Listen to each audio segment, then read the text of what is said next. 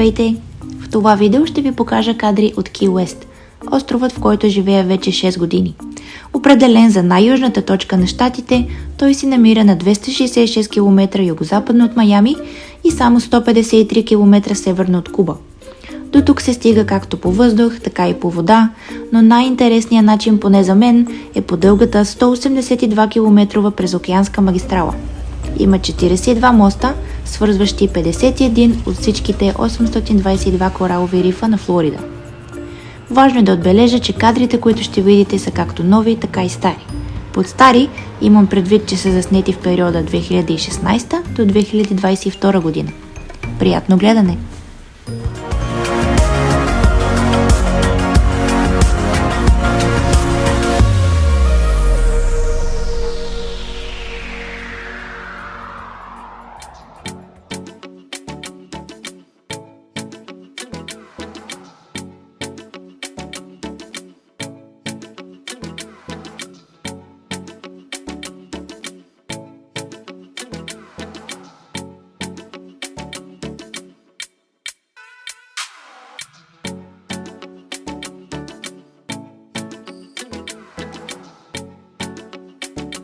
Островът е 6 км на дължина и 2 км на ширина. Той е тропическа смесица от карибска, латиноамериканска и щатска култура, населяван от писатели, художници, заможни пенсионери и голяма гей общност, всички живеещи във възстановени викториански домове с бахамско влияние в пастелни цветове или така наречените бели конг къщи.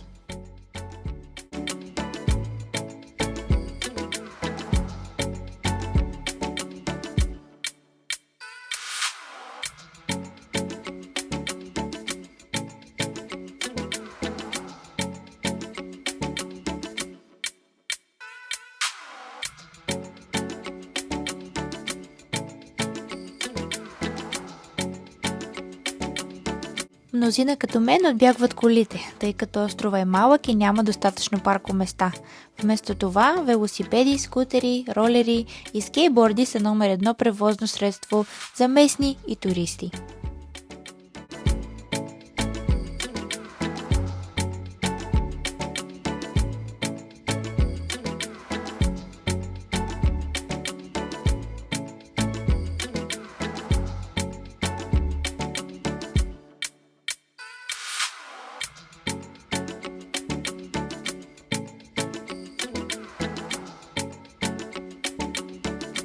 Почти всекидневно населението от 22 000 души се увеличава с пасажирите на някой круизен кораб, които слизат в търсене на покупки по дългата 2 км главна улица Дювал, която започва в Атлантическия океан и завършва в Мексиканския залив.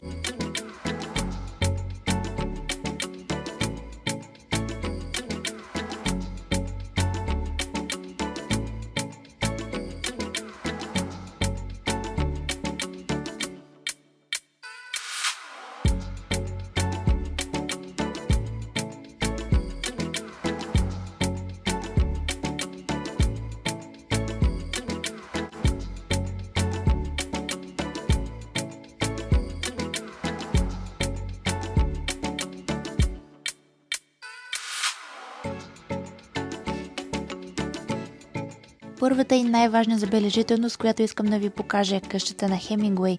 Със съпругата си живеят тук през 30-те години, а вътре той написва едни от най-великите си романи. В къщата могат да се видят дузини котки, половината от които са 6 пръста на всяка лапа. Легендата разказва, че всички те произхождат от Сноу Уайт, котка с 6 пръста, подарена на Хемингуей от морски капитан.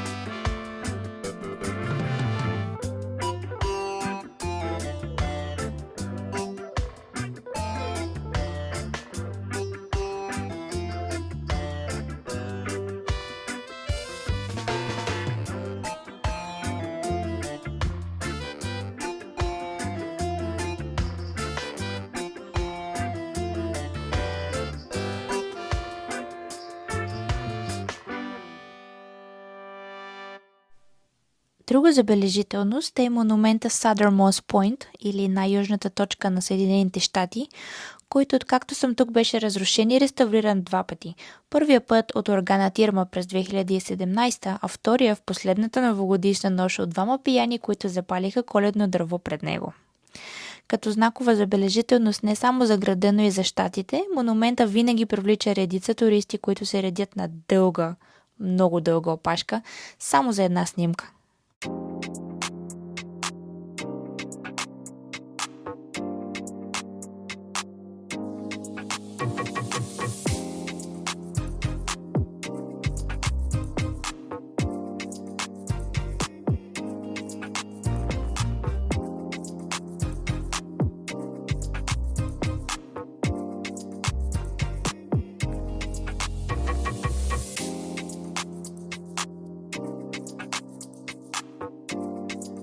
Key West Lighthouse.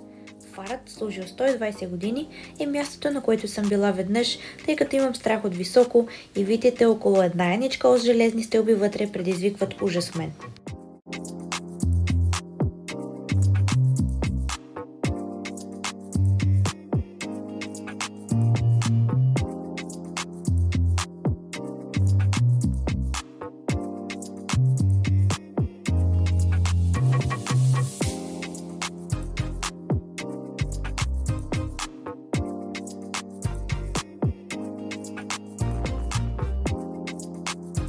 Хари Труманс White House или Белия дом на един от предишните президенти на САЩ, Хари Труман, е място пълно с истории и снимки, в което не е разрешено да се снима и затова кадрите са само отвън.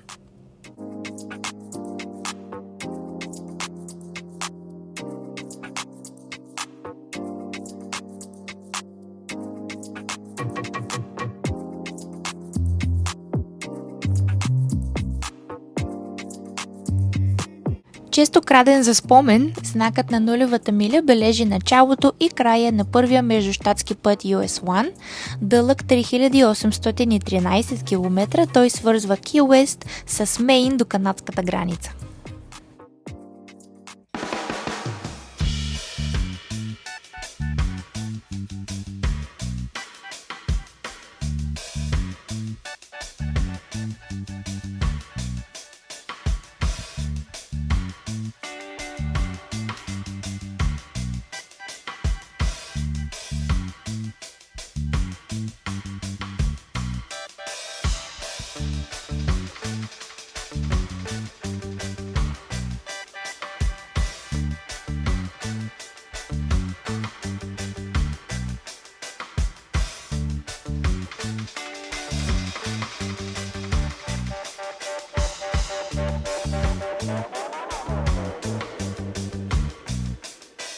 Музеят на корабокрушенците е една от вратите към миналото на острова, където може да се намерят реални артефакти от потънали кораби и може да разберем как Ки Уест е бил най-богатия град в държавата.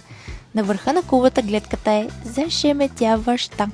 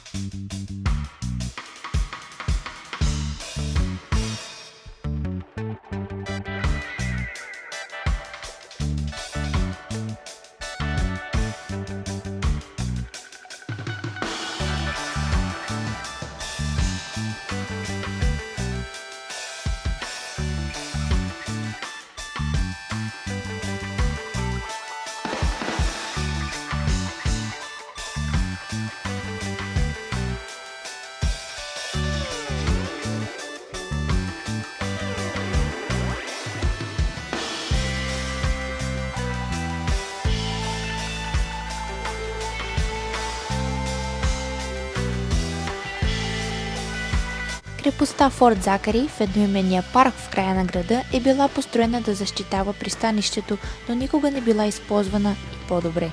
Едва наскоро я посетих и определено си заслужава.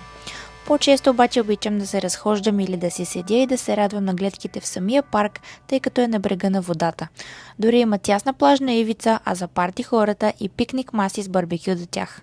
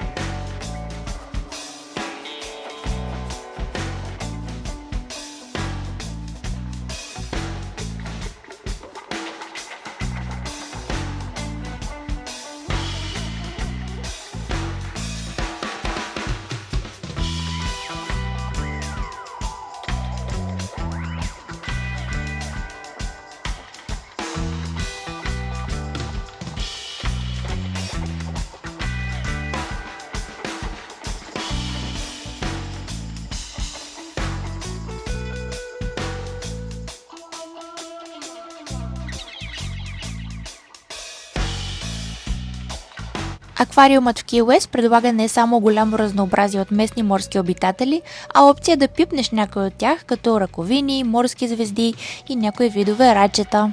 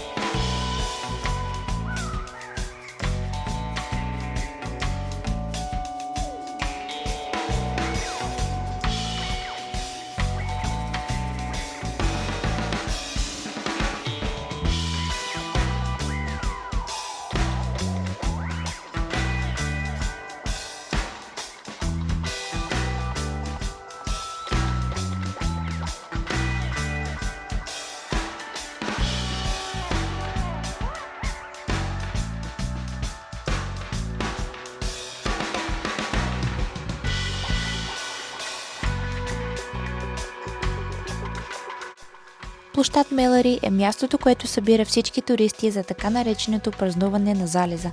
Както споменах в едно от предишните си видеа, изцяло посветено на улица Дювал, на Мелъри Скуер могат да се видят жонгльори, певци, танцори, каскадьори, гледачи в бъдещето, живи статуи и различни видове малък бизнес.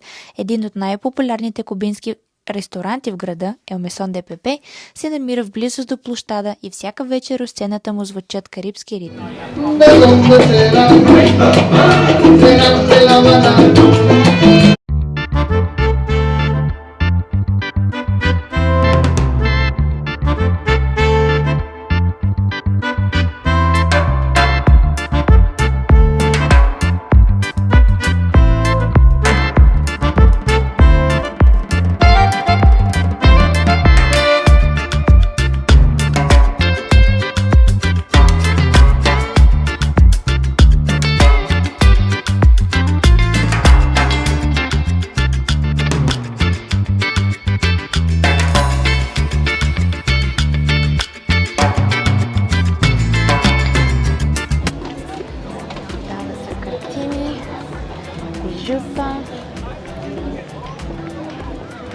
Гуакамолето се бе приготвя още за продаване.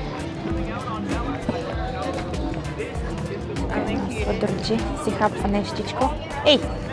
Ей!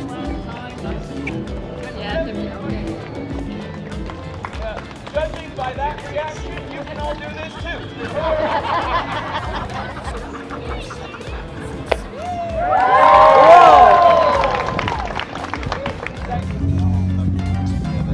I watch lovers kiss and families hug.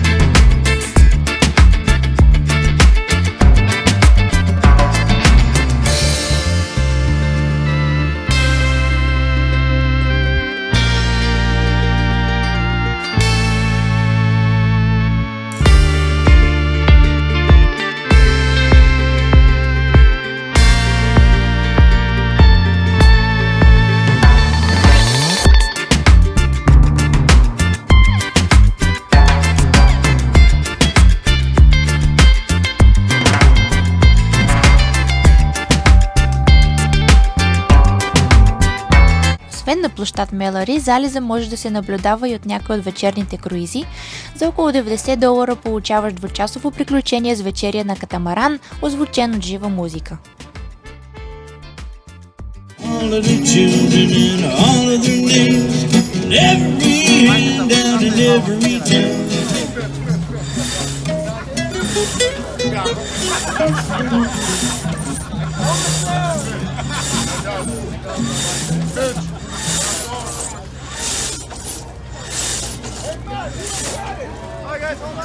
Kitty Pooh, I fell in love with you. You turned my whole world upside down. Lay wild.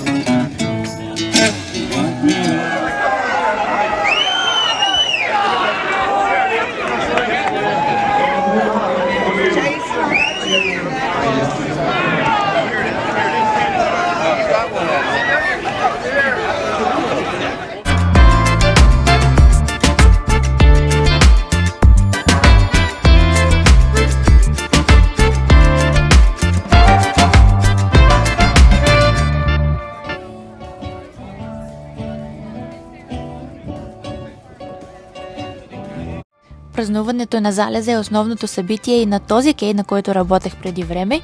Може да побере стотици хора, някои от които дошли да опитат запазената му марка коктейл Rum Runner или светъл и тъмен ром, ликьор от банан, боровинка, сок от ананас и портокал и гренадин.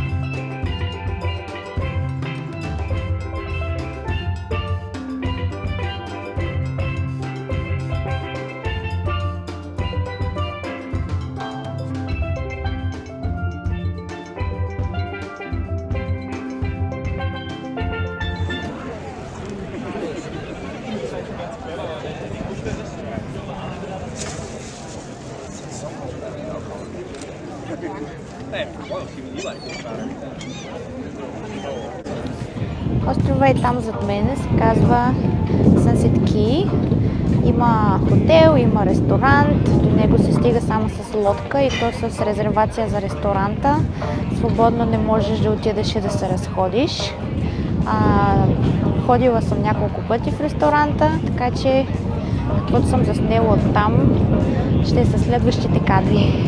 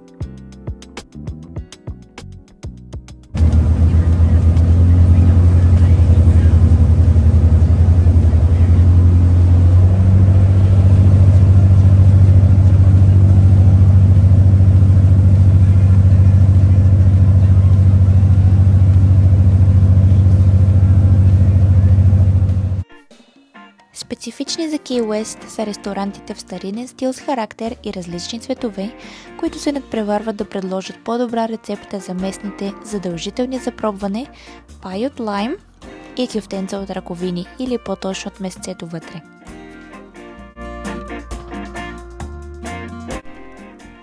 Морската храна преобладава в менюто на всички ресторанти. Тук може да се опитат различни видове местна риба, скариди, стриди, миди, раци и омари.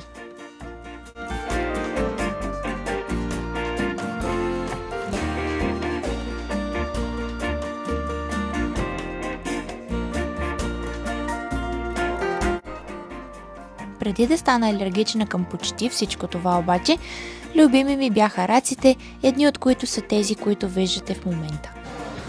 Масло и чесък.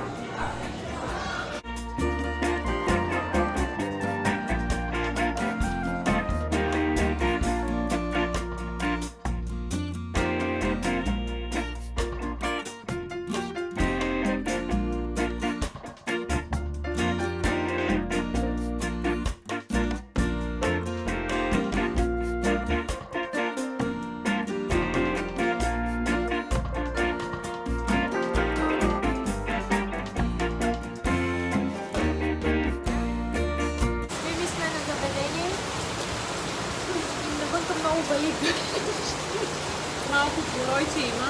Чакаме да спре. За хората с алергии, като тази към ръкообразни, има други опции, една от които пилешко, не от тези, които се разхождат свободно по улиците обаче. Да, кокошки и петли с малки пиленца има навсякъде из града, включително ресторанти, хотели и търговския център, например. Те са били донесени преди много време от кубинците.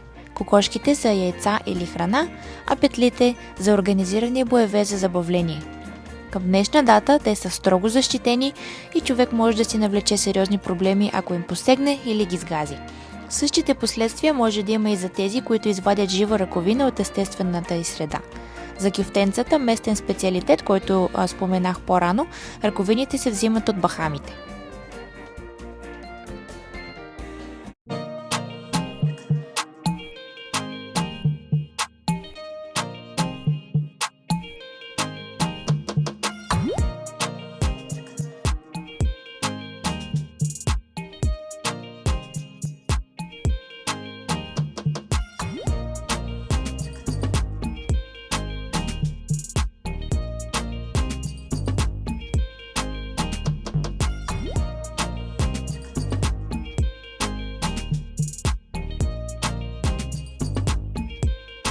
Както споменах в началото на видеото, круизните кораби са част от ежедневието на града. Заготвени величествено за по няколко часа, допринасят за атмосферата, подтикваща те към релакс и напитка.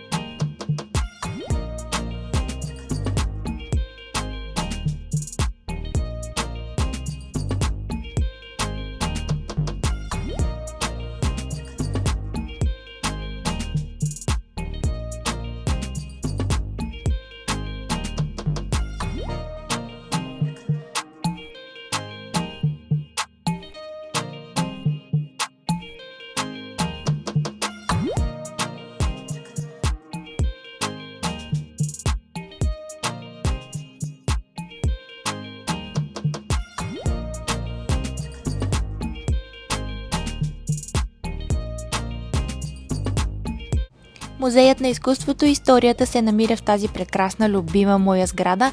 Колкото и пъти да минавам от тук, винаги се спирам да се полюбувам.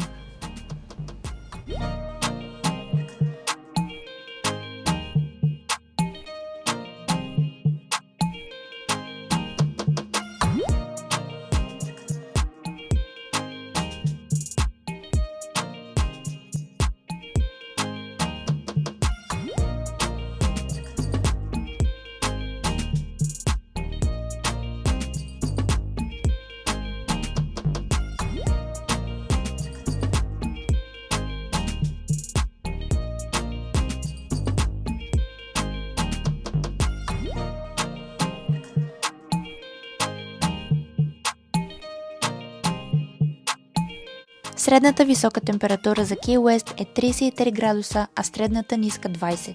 Факт, който прави ностима идеята за къси панталонки и потник целогодишно не само за местни, а и за посетители. Да живееш в Ки Уест е всъщност доста скъпо. За малка къща или апартамент с 2 спални, наймът започва от $2000 нагоре и то само на месец. Цените за покупка на жилище пък в стария град варират от $600,000 за почти съборетина, изискваща ремонт, но на хубава локация, до 1, 2, дори $3 милиона за ремонтирана и обзаведена къща в същия район. Купуването на имот на остров като Ки Уест идва с голяма застраховка заради възможността от урагани от юни до ноември всяка година. Именно през първата ми година тук се наложи евакуация на цялото население заради Ирма, 5-степеният ураган, който нанесе доста щети в района.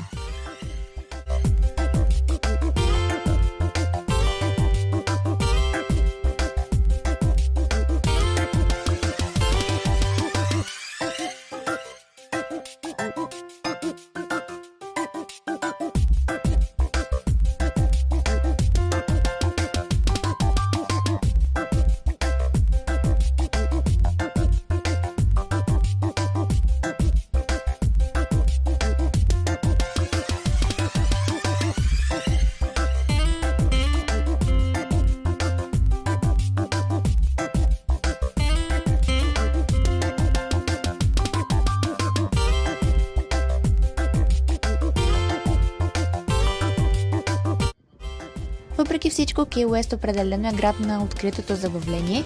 Доказателството за това е ежегодният фестивал Фентези Фест или Фестивала на фантазията, състоящ се през октомври и продължаващ цяла една седмица. Събитието на годината е златна мина за целия туристически сектор. Хора от цялата страна идват да захвърлят дрехите си и да сложат оскъдно облекло, с което да се разхождат свободно из улиците, докато отпиват от питиетата в ръката си. Всяка вечер има организирани тематични партита с костюми в различни барове, а в събота, последния ден от фестивала, има парад в продължение на 2 часа с различни платформи, върху които се вихри шоу не за изпускане.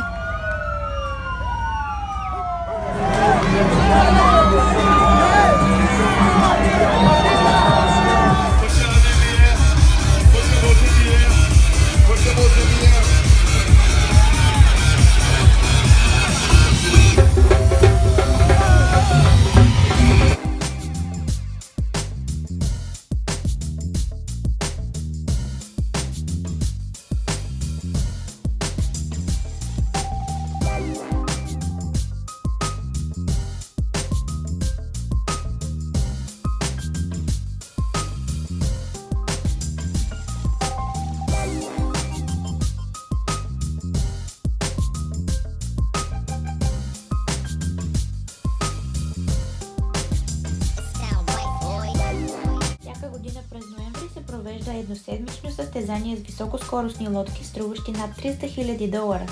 То е второто по големина събитие в града, допринасящо за част от приходите.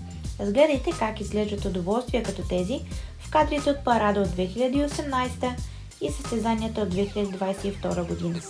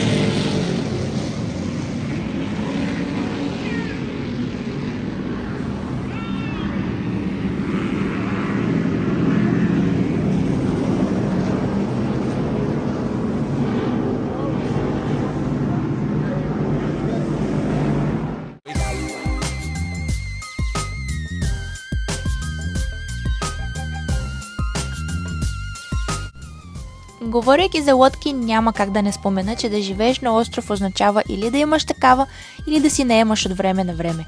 Цените започват от 500 нагоре за наемане и то само за няколко часа.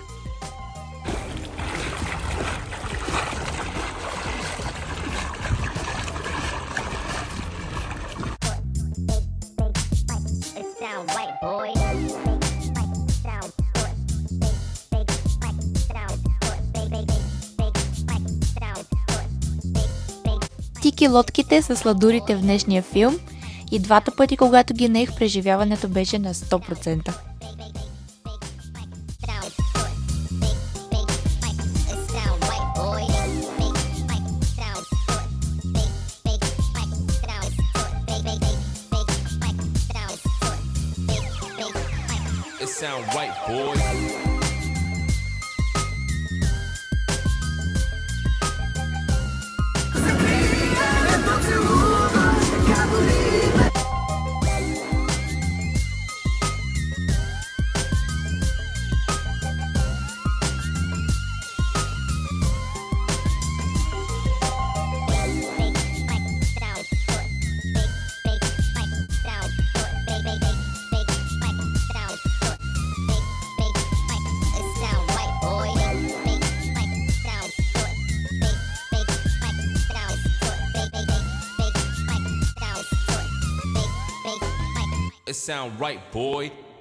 Сградата, която виждаме в момента, е рожденото място на авиокомпанията Pan Am. Именно тук са продадени първите билети през 30-те години на миналия век.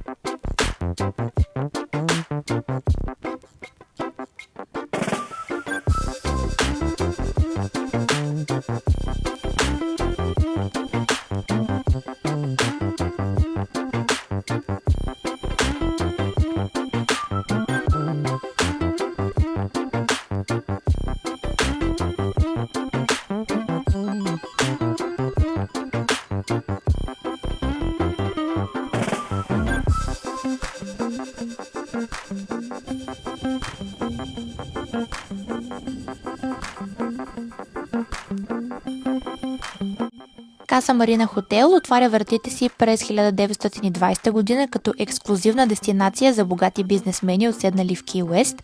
Архитектите на сградата са същите, които са построили операта и библиотеката в Ню Йорк и Сената във Вашингтон ДС.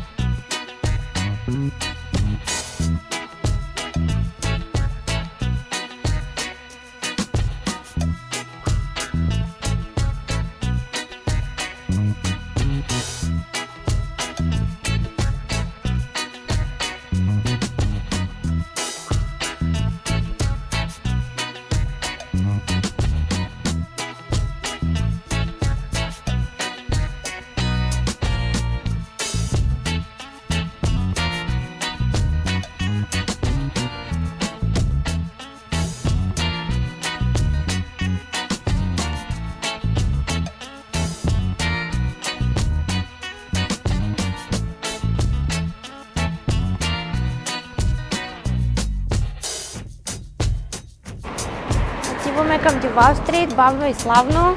Лекичко си карам с колелцето, понеже с другата ръка държа камерата. В момента просто усещам мама и тата как са натръни.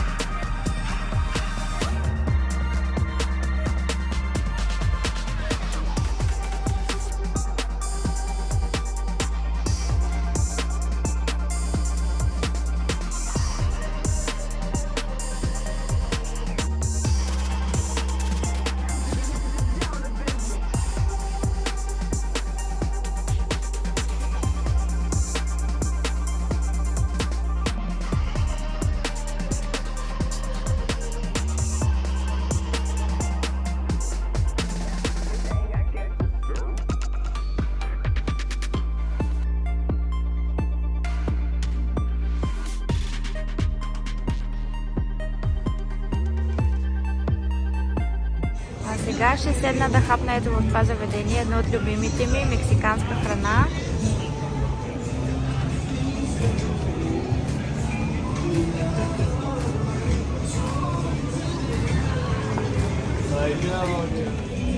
Ти да видиш фотото на деня. Веднъж разсипаш ли си репутацията, после можеш да живееш спокойно и свободно. Ми направя.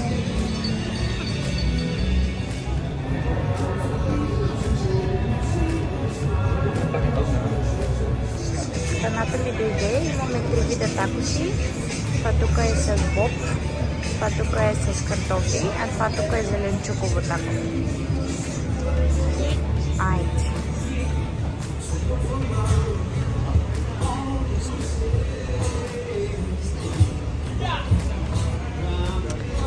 Там се опитват да оцелят устата на рибата. Това е като традиция. Честно казано, като погледнеш отдалече, има доста центове улучени. What? Gotta hike my pants up. Сега ще се качим до втория етаж, The Whistle Bar. На третия няма да се качваме, тъй като е за доста интересни случки. Може да си ходиш и гол без никакъв майтап. Но само до втория етаж ще имаме.